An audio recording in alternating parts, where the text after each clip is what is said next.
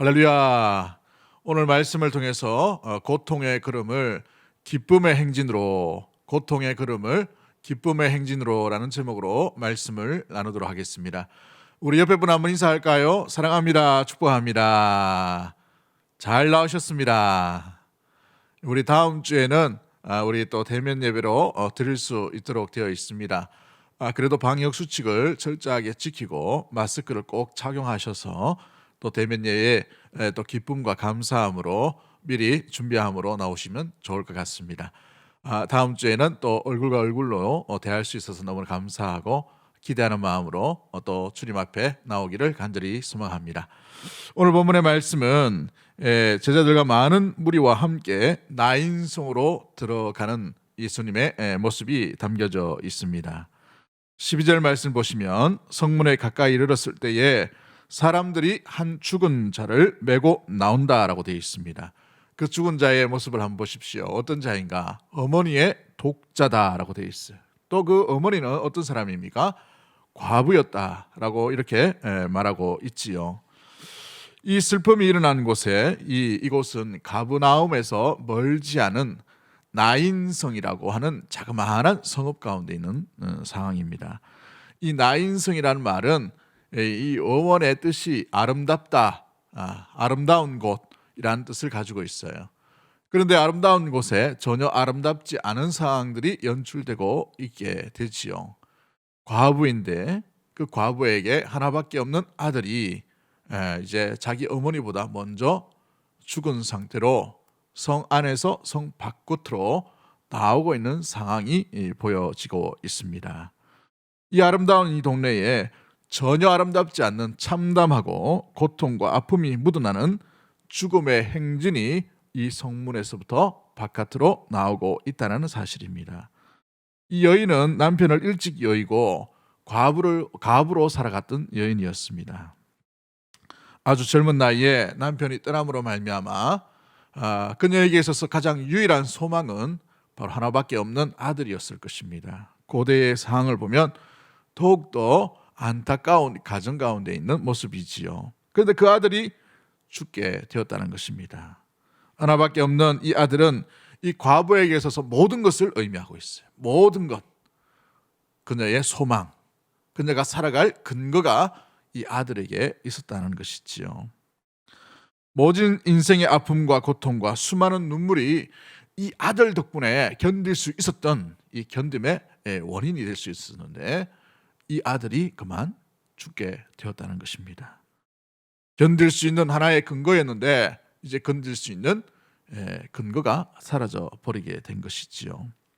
희망 하나 보고 살아가는데 그 희망이 꺾였다는 것을 보여주고 있다는 사실입니다. 이런 상황이 오면 주위에 있는 많은 친척들도 동네 주민들도 함께 울 수밖에 없는 안타까움의 상황 가운데 있지요. 이 소식을 들으면 얼마나 가슴 칠 일 가운데에 있게 됩니까? 요즘 우리 한국에 제일 많이 나오는 뉴스거리가 뭐예요? 코로나 다음으로 많이 나오는 게 정인이 어린이 이 사건이죠. 너무 안타깝죠. 어떻게 그 어린아이를 그렇게 모질게 양부모, 양모가 이렇게 펼 수가 있는가? 너무나도 끔찍스러운 일들입니다. 그래서 많은 사람들이 이 아픔에 공감을 하고 슬퍼하는 이유가 바로 여기에 있지요. 아무튼 이 수천 년 전인 이 나인성에도 바로 예수님 앞에서 이와 같은 일들이 일어나고 있다는 것입니다. 안타깝고 더 안타까워서 감히 위로해 주지 못해서 그냥 같이 울음의 행진 가운데 함께 걸어가고 있는 상황이 예수님 앞에 이 나인성 과부가 겪고 있는 슬픔 모습들 가운데 있게 되는 것입니다. 그럴 때에 이 슬픔의 현장, 행렬 이 가운데에 예수님께서 그 관과 또 많은 사람들 슬픔에 있는 모습들 가운데 찾아오시는 장면이 오늘 우리가 읽었던 본문 가운데 있게 됩니다. 우리 예수님께서 찾아오심으로 말미암아 고통의 걸음걸이들이 눈물의 걸음걸이들이 기쁨과 환호의 행렬로 바뀌어지는 기쁨과 찬양의 소리로 바뀌어지는 놀라운 기적이 오늘 우리가 읽었던 내용 가운데 나타나게 되는 것이지요. 오늘 우리 대구 동성의 모든 가족들도 이 죽음의 행렬을 기쁨과 환호의 발걸음으로 바꾸시는 우리 예수님을 만나서 이 고통과 절망이 우리 인생 가운데 나날이 계속되는 이 상황 가운데에서 오히려 기쁨과 환호와 주님을 찬양하는 목소리와 찬양하는 인생으로 나아가는 복된 주일 아침과 우리의 남은 인생 되기를 주의 이름으로 간절히 축복합니다. 자, 그렇다면 우리 예수님께서 이 행렬 가운데 어떻게 하셨기에 이와 같은 기쁨과 환호와 또 축제와 찬양의 목소리로 행렬로 바뀌게 되었습니까? 가장 먼저 우리 예수님께서 하신 말씀이 무엇입니까? 이 죽음의 행렬 앞에 그들 가운데에서 우리 예수님께서 가장 먼저 하신 말씀은 울지 말라라는 말씀이에요. 울지 말라. 여러분, 그렇습니다. 여러분, 슬픔으로 부르짖고 있는 이 과부에게 울지 말라라고 하신 말씀은 단순히 슬픔의 소리가 듣기 싫어서, 아니면 이 소리에 대해서 민망히 여김으로 울지 말라, 위로의 그런 말로 전해주신 것이 아니라는 사실을 우리는 잘 알고 있습니다. 예수님의 이 울지 말라라는 이 목소리와 음성에는 분명한 뜻이 담겨져 있는 것이지요. 사랑하는 딸아, 내 슬픔을 내가 뭐 한다는 말씀이에요. 안다라는 뜻입니다. 울음을 멈추어라 라는 말은 내 슬픔을 내가 이해하고 있다라는 우리 예수님의 중심에서 나오는 말씀인 것이지요. 우리 예수님은 슬픔을 모르시는 냉정한 신이 아닙니다. 모든 인생의 모든 과거 아픔과 상함과 상처와 또 찢김과 모든 것들 다 감당하셨던 그분이기 때문에 모든 아픔과 고통, 인생에 주는 모든 슬픔들을 다 경험하신 예수님이십니다. 그러므로 이 슬픔에 공감하시는 우리 예수님이신 것이지요.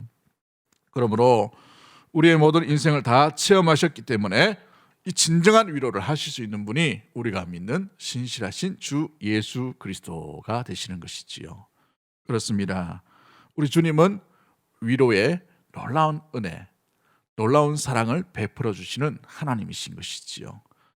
요한계시록 7장 17절 말씀에 어떻게 되어 있습니까? 같이 봅니다. 시작. 이는 보좌 가운데에 계신 어린 양이 그들의 목자가 되사 생명수 샘으로 인도하시고 하나님께서 그들의 눈에서 모든 눈물을 씻어 주실 것임이라. 모든 눈에서 모든 눈물을 씻어 주실 것임이라고 되어 있습니다. 모든 눈물을 씻어 준다는 말은 무엇입니까? 모든 인생에 주는 고통과 아픔과 슬픔이 주었던 모든 눈물들을 하나도 남김없이 다 깨끗하게 씻어주시고 치료하여 주시고 고쳐주시고 회복해 주실 것이다라는 말씀이 담겨져 있는 것이지요. 그렇습니다. 눈물을 씻어주실 수 있는 충분한 능력이 있기에 참된 위로자로 울지 말라라고 말씀하고 계시는 것입니다. 고린도후서 1장 3절부터 4절까지 말씀 가운데 우리 하나님께서 어떤 하나님이라고 이렇게 되어 있습니다. 같이 봅니다. 시작. 찬송하리로다. 그는 우리 주 예수 그리스도의 하나님이시요 자비의 아버지시요 모든 위로의 하나님이시며 우리의 모든 환난 중에서 우리를 위로하사 우리로 하여금 하나님께 받는 위로로서 모든 환난 중에 있는 자들을 능히 위로하게 하시는 이시로다. 우리 하나님을 모든 위로의 하나님이라고 설명하고 난 뒤에 모든 환난 중에서 우리를 능히 위로하게 하심이라라고 설명하고 있는 것을 보게 되지요. 그렇습니다. 우리 하나님은 우리 모든 인생을 제대로 정확하게 진실되게 참되게 위로해 주실 수 있는 분이 우리 하나님이시다라고 이 고린도 후서에 말씀하고 있다는 사실입니다. 그렇습니다. 사람들은 같이 울음소리와 함께 이 여인과 동행했지만 이 여인에게 있어서 진정한 위로를 줄 만한 사람은 아무도 없었다는 것이죠. 왜요? 아들을 돌려줄 자가 없기 때문에 그렇습니다. 아들은 이미 죽었기 때문에 그러한 것이죠. 아니 아무리 옆에서 같이 울어준다 하더라도 위로가 되지 못하는 것을 보게 됩니다. 진정한 위로가 어디 있는가? 진정한 위로는 모든 고통, 모든 아픔을 다 알고 계시는 그분만이 진정한 위로자가 되어주시는 것이죠. 그런 의미에서 사람에게 위로를 찾지 말고 우리 하나님으로부터 오는 위로를 얻는 믿음의 모든 가족들이 되기를 주의 이름으로 간절히 축복합니다. 할렐루야. 우리 하나님은 그것으로 말미암아서 그 하나님을 믿는 자에게 평안과 평강을 허락해 주시는 하나님이라고 설명하고 있지요. 요한복음 14장 27절 말씀에 어떻게 되어 있습니까? 요한복음 14장 27절 말씀 시작. 평안을 너희에게 끼치노니 곧 나의 평안을 너희에게 주노라. 내가 너희에게 주는 것은 세상이 주는 것과 같지 아니하니라. 너희는 마음에 근심하지도 말고 두려워하지도 말라. 아멘. 너희는 근심하지도 말고 두려워하지도 말아야 될 이유 뭐라고 되어 있습니까? 평안을 너희에게 준다라고 되어 있어요. 이 평안을 간직하는 자만이 참된 평안을 소유할 수 있게 되고, 이 평안으로 말미암아 세상에 주는 어떤 눈물과 아픔과 고통 속에서도 두려워하거나 염려하지 않게 되는 것이지요. 주님 안에서 이 평안을 발견할 수 있는 믿음의 모든 가족들이 되기를 주의 이름으로 간절히 축복합니다. 그럼에도 불구하고 왜 우리 예수님께서는 울지 말라라고 이렇게 명령조로 말씀하고 있나요? 어찌 보면 장례식에서 무례한 행위가 아닙니까? 어찌 보면 우는 게 당연한데 왜 울지 말라라고 이렇게 말씀하고 있나요? 우리 예수님 안에는 모든 것이 다 가능하므로 이 죽음 행렬 가운데에서 슬픔과 절망만 바라보지 말고 이 무리 가운데에서 좌절과 낙심과 죽음의 어둠의 그늘 가운데 있는 것이 아니라 주 예수 그리스도께서 걸어오시는 그 모습을 바라보고 주님 안에 있는 새로운 생명과 주님 안에 있는 구원, 주님 안에 있는 은혜, 주님 안에 있는 회복과 주님 안에 있는 생명을 발견해 보라는 것을 의미해 주고 있는 것이지요. 그렇습니다. 성도는 장례식장 가운데에서 울음으로 그치는 인생이 아니라 그 죽음으로 인한 슬픔 그 뒤에 우리 하나님께서 예수 그리스도를 통해 우리에게 주실 놀라운 부활의 소망을 바라볼 수 있는 자가 참된 성도의 모습인 줄 믿습니다. 우리의 일상생활도 마찬가지이죠. 우리는 울어야 할 때를 울어야 합니다.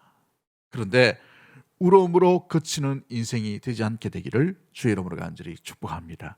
그 울음 이후에 우리에게 주시는 새로운 생명과 소망이 그리스도 예수로 인하여서 있음을 기억하며 주님을 바라볼 수 있는 믿음의 모든 가족들 되기를 주의 이름으로 간절히 축복합니다.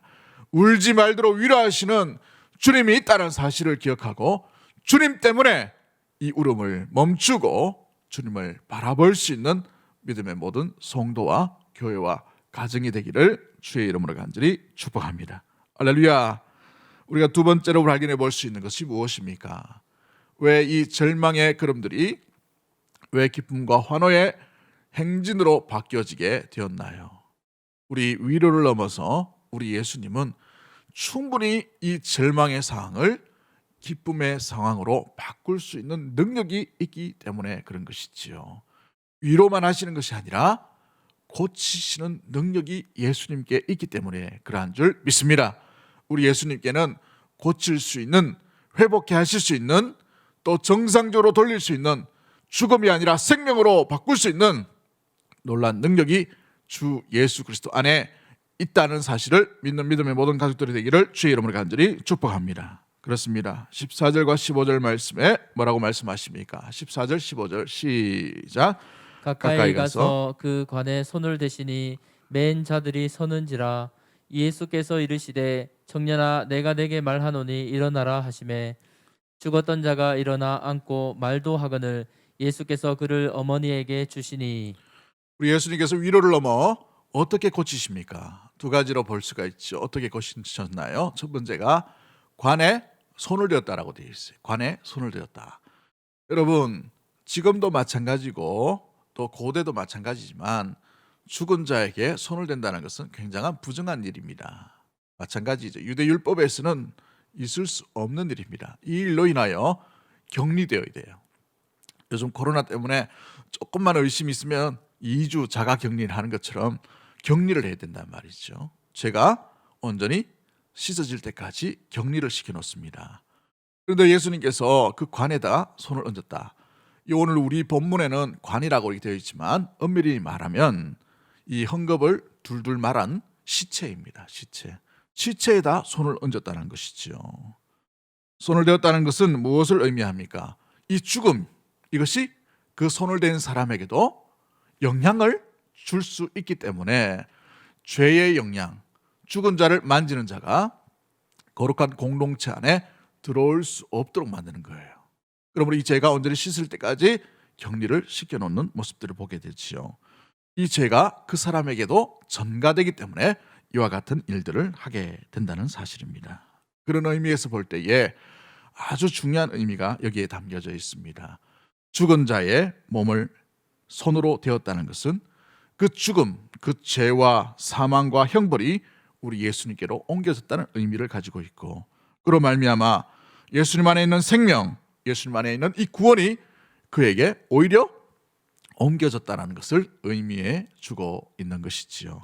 그런 의미에서 보면 우리 예수 그리스도께서 지신 십자가는 교환의 장소와 같은 것입니다. 어떤 교환의 장소입니까?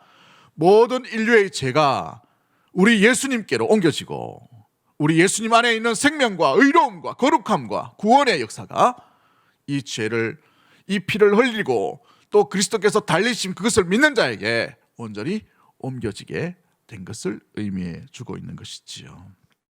우리 예수님은 우리를 부유하게 하시려고 가난하게 되신 분입니다. 우리를 의롭게 하시려고 죄와 형벌을 대신 담당하신 주님이신 것이지요. 우리를 회복케 하시기 위해 그리스도께서 몸이 상하심을 입게 되었다는 사실입니다. 고린도전서 1장 30절 말씀에 뭐라고 되어 있습니까? 시작. 너희는 하나님으로부터 나서 그리스도 예수 안에 있고 예수는 하나님으로부터 나와서 우리에게 지혜와 의로움과 거룩함과 구원함이 되셨으니. 아멘. 무엇을 설명해 줍니까? 우리 예수님 안에 그 하나님으로부터 와서 우리에게 지혜와 의로움과 거룩함과 구원이 되셨으니 라고 이렇게 말하고 있어요. 그렇습니다. 주님께서 가지고 계신 그 주님 안에 있는 구원과 생명이 우리에게 그리스도께서 달리심으로 말미암아 온전히 나타나게 되었다는 것을 설명해 주고 있지요. 로마서 8장 1절과 2절 말씀에는 뭐라고 되어 있습니까? 로마서 8장 1절과 2절 시작. 그러므로 이제 그리스도 예수 안에 있는 자에게는 결코 정죄함이 없나니 이는 그리스도 예수 안에 있는 생명의 성령의 법이 죄와 사망의 법에서 너를 해방하였음이라. 아멘. 그리스도 예수 안에 있는 생명의 성령의 법이 죄와 사망의 법에서 무엇을 했다고요? 너를 해방하였다라고 되어 있습니다. 해방하였다. 살리셨다는 것을 의미해 주고 있는 것이죠. 그러므로 그리스도께서 그 청년에게 손을 대신 것은 능력의 손길인 것입니다. 창조주 하나님의 그 아들로서 오신 놀라운 회복의 손길이 그 아들에게 나타나게 된 것이죠. 청년에게 나타나게 된 것입니다. 그렇습니다. 그리스도의 손은 기적을 일으키는 권능과 능력의 손길이었다는 것이지요. 그리스도의 손이 닿는 곳마다 죽음이 아니라 생명으로 일어나는 일들이 일어나게 되어 있습니다. 혈류병 여인이 그리스도의 옷자락만 만져도 어떻게 되었어요? 혈류의 근원이 멈춰지게 된 놀라운 일들을 보게 됐지요. 눈먼 자가 그리스도의 손길로 만짐으로 말미암아 눈이 떠지는 놀라운 역사들이 일어나게 되었습니다.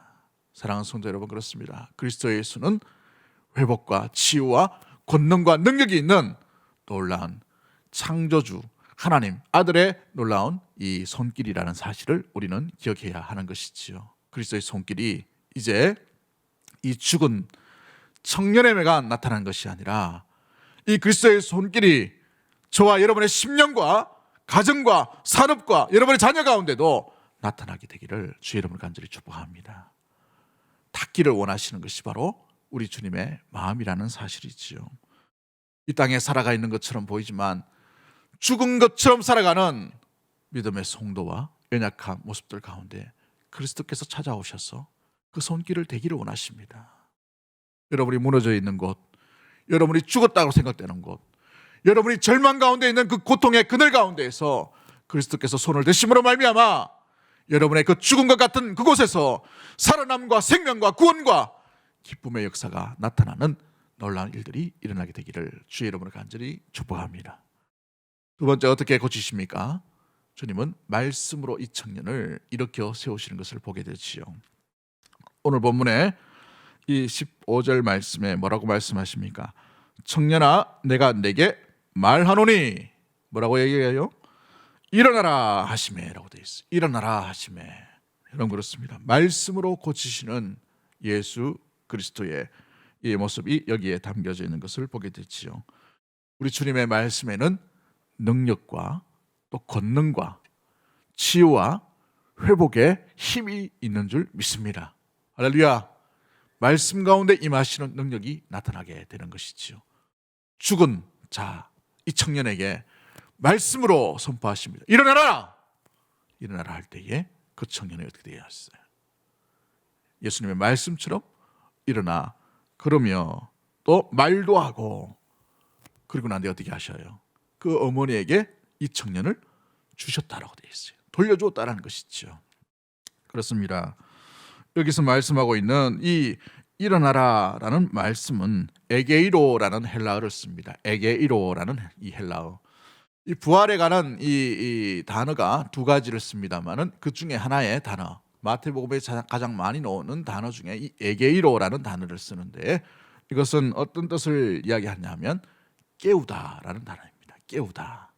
그리고 살아나다, 살리다라는 단어가 바로 이 에게이로라는 단어를 쓰고 있지요. 그렇습니다. 예수님께서 명령하시고 예수님께서 말씀하실 때에 이 말씀으로 인하여서 죽었던 이 청년이 소생케 되고 살아나는 놀라운 생명과 부활의 역사를 경험하게 되는 것입니다. 말씀에는 권능이 있는 줄 믿습니다. 말씀에는 역사의 힘이 있는 줄 믿습니다. 말씀에는 회복의 힘이 있는 줄 믿습니다. 말씀에는 그리스도의 능력, 하나님의 능력이 나타나게 되는 줄 믿습니다. 이 말씀을 믿을 때에, 의지할 때에 말씀대로 되는 역사가 나타나게 되어 있다는 사실인 것이지요. 여러분, 오늘 이 본문이 나오기 전에 어떤 내용이 나옵니까? 백부장의 믿음이 나타나는 이 장이 이 누가복음 7장 초반절에 나타나지요. 백부장의 아인이 어느 날 죽을 병에 걸려 있습니다.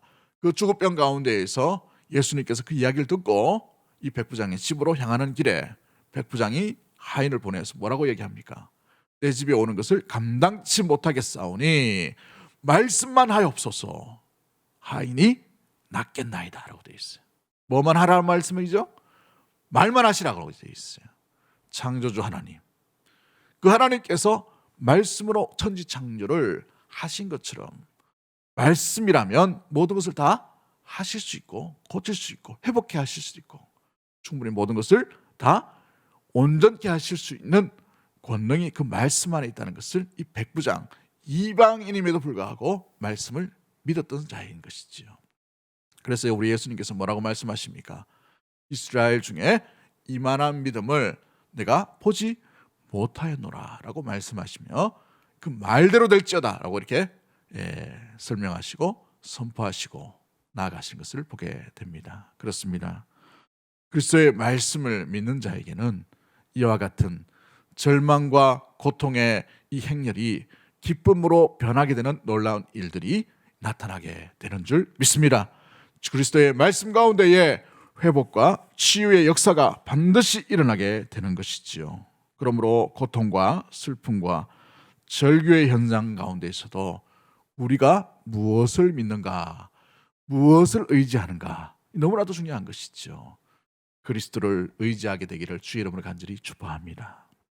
주님께서 우리의 심령 가운데에 찾아오심을 여러분 기뻐할 수 있는 믿음의 모든 가족들 되기를 주의 이름으로 간절히 축복합니다. 그리스도의 손이 닿는 곳마다 죽은 자와 같은 자가 살아남과 회복과 또 무엇보다 치유가 일어나는 것들을 기억하고 그리스도의 말씀이 머물고 말씀이 통치되고 말씀이 다스려지고 말씀을 그대로 믿는 자에게 말씀대로 되는 역사가 나타나게 된다는 사실들을 믿는 믿음의 모든 가족들 되기를 주의 이름으로 간절히 축복합니다. 왜 그렇습니까? 우리 그리스도께서 어떤 분이기 때문에 그런가요? 우리 주님은 여러분 고통당하는 자를 외면하시는 자가 아니라 찾아오시는 분이에요. 불쌍히 여기시는 하나님이라는 사실인 것이죠. 긍휼히 여기시는 하나님이라는 사실인 것입니다. 여러분 한번 보십시오. 11절과 12절 말씀에 우리 예수님께서 의도적으로 그 나인성으로 들어가는 것을 보게 돼요. 그 아름다운 성이라고 하고 있는 그곳에 아름다움이 빼앗겨 버리고 슬픔만이 있고 눈물만 있는 그곳으로, 그 현장 한복판으로 우리 예수님께서 죽음의 행렬 그 복판으로 나아가 그 시신을 만지시고 찾아오시는 그 주님이라는 사실인 것이지요. 그렇습니다. 13절 말씀 우리 다 같이 다시 한번 읽어볼까요? 13절 말씀 같이 봅니다. 시작. 주께서 과부를 보시고 불쌍히 여기사 울지 말라 하시고. 어떻게 여기셨다라고 되어 있어요?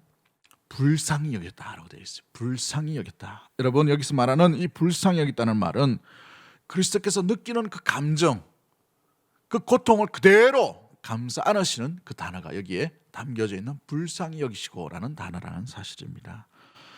이 스플랑크 니조마이라는 단어를 써요. 스플랑크 니조마이. 이 단어가 이 신약 성경에 3번 정도 등장합니다. 첫 번째 쓰여졌던 것이 바로 오늘 본문에 있던 이 누가복음 7장에 나오는 13절에 나오는 불쌍히 여기사라는 단어예요. 어디에 쓰여졌냐면 누가복음 15장 20절 말씀에 당자의 비유를 쓸 때에 이 아버지가 둘째 아들이 돌아오는 것을 보고 측은히 여기는, 아주 불쌍히 여기는 그 마음이 아들의 모든 고통을 그 옷과 그 채취와 그 냄새, 그 모습들 보고 어떤 마음을 가졌냐면 불쌍히 여겼어. 와락 앉는 것을 보게 되지요. 그대로 다 맞이하는 것을 보게 됩니다. 가슴이 앉는 것을 보게 돼요. 그게 바로 측은히 여기는 스플랑크 니주마이라는 단어를 씁니다. 세 번째 어떻게 쓰여졌냐면 선한 사마리아인의 비유에서 누가복음 10장에 나오는 선한 사마리아인이 이 강도 만난 자를 지나치지 못하여서 말에서 내려 어떻게 합니까? 측은히 여기다라고 이 누가복음 10장 33절 말씀에 측은히 여긴다. 이 마음이 그냥 불쌍하게 여긴다는 말이 아니라 마음 가운데 고통이 찾아오게 되었다는 거예요. 그 아픔의 현장이 자신의 아픔처럼 여겨졌다는 것을 얘기할 때 스플랑크 니조마이라는 단어를 쓰고 있다는 것이죠. 우리 예수님께서 그 여인의 아들을 잃은 것을 어떻게 받아들이느냐 잘 보여주고 있는 단어인 것입니다. 성도와 선택받은 백성의 고통을 우리 예수님께서는 외면치 않으신 분이에요. 오히려 더 가슴 아파하시고 더 절망하시고 더 고통스럽게 하시고 그 모든 아픔을 다 몸 안으로 또 감싸 안으시는 그 마음이 바로 우리가 믿는 신실하신 주님의 마음이라는 사실인 것입니다. 그렇습니다. 고통스러운 자를 고통 속에 내버려 두신 자가 아니라 고통의 현장 가운데 불쌍히 여기시고 측은히 여기시는 그 주님이 우리가 믿는 구원자 예수 그리스도라는 사실인 것이지요. 그래서 우리 예수님은 마태복음 5장 4절 말씀에 뭐라고 말씀하십니까? 산상수훈을 말씀하시면서 예수님께서 명령하시고 말씀을 주신 것이 뭐예요? 애통하는 자는 복이 있나니 그들이 무엇을 받는다고요? 위로를 받을 것이요 라고 되어 있어요. 위로를 받을 거다. 여러분, 애통하는 자, 마음에 애통함으로 말미암아 찢어질 것 같은 고통스러움 가운데 있는 자를 우리 예수님께서 복이 있는 자라고 되어 있어요. 왜 복이 있나요? 여러분, 슬픔과 눈물의 현장이 복된 자리는 아니지 않습니까? 그런데 왜 예수님께서 그런 말씀을 하시죠? 그 애통으로 인하여 하나님의 위로로, 하나님의 찾아오심을, 하나님의 말씀의 권능이 나타남을, 드디어 그러므로 말미암아 하나님을 만나게 되는 것을 말씀해 주고 있는 것이지요. 그러므로 성도에게 주는 고통과 아픔과 애통과 곧 눈물과 슬픔이라는 것은 곧 하나님을 만날 기회가 되게 되는 것입니다. 사랑하는 성도 여러분, 그렇습니다. 우리 하나님은 그냥 멀찍이 서서 구경하시는 분이 아니라 성도의 선택받은 하나님의 백성의 고통을 무엇보다도 잘 알고 계시고 또 가슴 아파하시며 무엇보다 그 고통 가운데 참여하고 있는 찾아오시는 하나님이라는 사실을 우리는 잊지 말아야 될 줄 믿습니다. 여러분, 그럴 때에 그 찾아오시는 애통하는 현장 가운데 주님께서 찾아오셔서 어떤 일을 일으키십니까? 죽음의 그 발걸음 더 나아가지 못해서 이 어머니가 주저앉고 또 주저앉고 또 주저앉는 그 슬픔의 발걸음들이 그리스도께서 찾아오셔서 울지 말라, 손을 대시고 일어나라 하실 때에 그 절망과 고통의 발걸음이 기쁨과 환호의 발걸음으로 축제와 환영의 놀라운 소리로 바뀌어지는 일들이 일어나게 되지요. 여러분 16절 말씀 우리 다 같이 한번 읽어봅니다. 16절 말씀 시작. 모든 사람이 두려워하며 하나님께 영광을 돌려 이르되 큰 선지자가 우리 가운데 일어나셨다 하고 또 하나님께서 자기 백성을 돌보셨다 하더라. 아멘. 큰 소리로 뭘 얘기합니까? 주님을 찬양하는 목소리로 바뀌어지게 된 것이지요. 여러분 그렇습니다. 오늘 우리 가운데에 우리의 인생이 마치 죽음의 행렬처럼 고통의 행렬 가운데 혹시 거하신 분들이 있으십니까?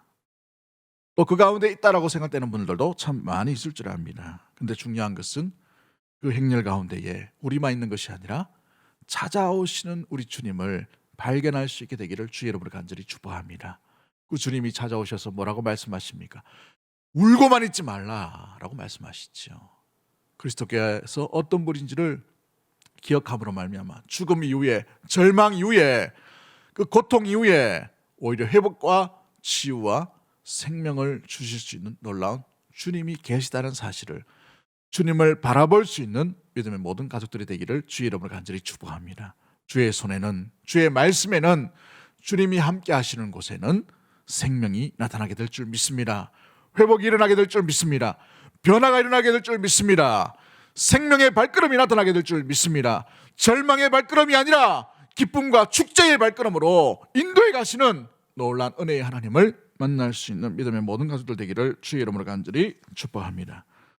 시카고에서 활동했던 이 화가 위너 솔맨이라는 사람이 있었습니다. 이 사람은 한참 젊은 나이에 많은 활동을 하다가 결핵에 걸렸어요. 근데 요즘은 뭐 결핵이 얼마 큰 병이 아닙니다만은 당시에는 이 결핵으로 인해 죽는 사람이 참 많았지요. 그는 작품도 인정받고 또 사랑하는 아내를 또 함께 결혼하게 되었고 또 곧 태어날 아기가 있던 사람이었습니다. 그런데 결핵이 걸려버리게 된 것이죠. 큰 시리에 빠지게 되었어요. 근데 의사에게 찾아가니 의사가 질병이 점점 나아져야 된다는 소리를 얘기해 드는데 뭐라고 얘기하냐면 임파선에 문제가 있어서 질병이 심각합니다 라는 또 다른 병을 얘기합니다. 그래서 살 날이 3개월밖에 남지 않았습니다 라는 천청병력 같은 이런 선고를 하게 된 것이지요. 이야기를 듣고 너무나도 절망하고 고통스럽고 하나님을 원망하고 마음 가운데 너무나도 불편한 거예요. 특히 결혼한 지 얼마 되지 않았던 아내, 또 그 아내의 이 배 안에 이 태아가 자라고 있는 것을 보고 듣고 난 뒤에 너무나도 미안한 거예요. 아내가 미안하고 또 태어날 아이가 어떻게 견딜까 라는 것에 고통 가운데 있게 되었습니다. 그의 아내는 유명한 가수였다고 합니다. 아무튼 그 가수였던 이 아내가 어느 날 이 솔맨에게 이렇게 얘기합니다. 우리가 남은 3개월을 하나님의 선물이라고 생각해 보면 어떨까요? 하나님도 사람도 원망하지 말고 우리 이 3개월을 하나님께서 주신 시간이라 생각하고 더 행복하게, 더 감사하며 살아보기를 원합니다 라고 이렇게 남편에게 진심 어린 사랑의 말을 하게 된 것이지요. 이 아내의 놀라운 이 위로, 본인도 힘들 텐데 이 위로를 얻고 난 뒤에 솔맨의 마음이 조금씩 변화되게 되었습니다. 그때부터 이 위너 솔맨이라는 사람은 아내와 행복한 시간을 보내고 또 노력했다고 해요. 노력하면서 남은 시간 주의 말씀을 더 깊이 묵상하고 주의 말씀과 함께 시작하고 주의 말씀에 감사하고 주의 말씀을 기억하고 살아가게 되었어요. 그러다 어느 분을 보니까 그 마음 가운데 주님의 초상화를 그리고 싶다라는 마음에 감동이 오게 되었어요. 그래서 3개월 남은 이 인생의 짧은 시간에 이 초상화 하나 완성하고 내가 가야 되겠다라는 생각을 가지고 예수님의 초상화를 그립니다. 보통 그림을 그릴 때에 초상화를 그린다 그러면 자신의 형편, 자신의 억울함, 자신의 고통, 이 원망이 다 묻어날 텐데 그림을 보시면 알겠지만 권위와 위엄과 이 온화함과 다 받아주시는 이 그리스도의 이 얼굴을 그가 상상해서 이렇게 그린 그 그림이에요. 머리 대신 그리스도, 자신의 신앙의 고백을 담고 있는 것이죠. 그는 불평하는 마음으로, 원망하는 마음으로, 또 시기하는 마음으로 이 그림을 그리지 않았어요. 오히려 감사하는 마음으로 주님의 말씀을 묵상하며 머리 대신 그리스도를 그리게 되었던 것이죠. 근데 이 그림이 그리고 난 뒤에 너무나도 유명해져서 무려 500만 부 이상 팔리게 되었다고 합니다. 중요한 또 이 아내에게 또 여러 가지 혜택을 줄 수 있는 그런 어마어마한 돈을 벌게 된 것이지요. 그런데 돈만 번 게 아니고 3개월밖에 살지 못했다는 이 의사의 말이 무색하게 그는 또 1년을 견딥니다. 또 1년을 견뎌요. 그러다가 10년을 견디고 20년을 견디고 무려 76세가 될 때까지 그는 건강하게 살다가 좋은 작품을 많이 남기고 떠나가게 된 것이지요. 여러분, 우리는 어려움을 통해 하나님을 만나게 됩니다. 하나님을 더 가까이 온전히 경험하게 되는 것이지요. 왜 그러냐면 고통과 절망 가운데 있는 하나님의 선택받은 백성을 내버려 두신 하나님이 아니라 불쌍히 여기시고 찾아오시는 하나님이요, 손을 대어서 말씀으로 고치기를 원하시는 분이 우리가 믿는 신실하신 주님이기 때문에 그러한 줄 믿습니다. 오늘 이 2021년도 우리가 새롭게 살아가는 이 시간과 공간 속에서 우리의 발걸음이 때로는 의지할 곳이 없어 절망하고 넘어지고 쓰러지고, 또 때로는 슬픔으로 인하여 혼자 견딜 수 없는 아픔들이 찾아오는 발걸음으로 한 걸음 한 걸음 걸어간다 하더라도 사랑하는 성도 여러분, 여러분은 혼자가 아닙니다. 여러분의 삶의 그 현장, 넘어지는 그 현장, 또 일어나서 걸어가려고 하는 그 뚜벅뚜벅 걷는 그 인생의 걸음걸이 가운데에서 주님이 찾아오시는 놀라운 은혜의 하나님을 만날 수 있게 되기를 주의 이름으로 간절히 축복합니다.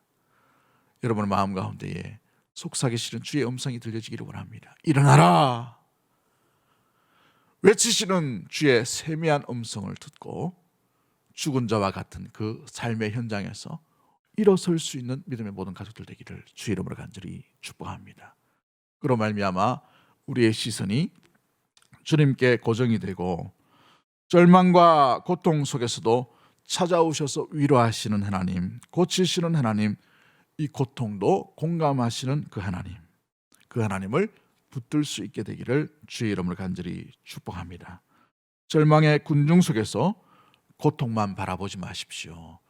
울고만 있지 마십시오. 그 행렬에서 머물고 있지를 마십시오. 그 행렬에서 오히려 기쁨의 행진으로 나아갈 수 있는 놀란 은혜의 귀한 믿음의 성도와 우리 교회와 우리 다음 세대와 모든 심령들이 되기를 주의 이름으로 간절히 축복합니다.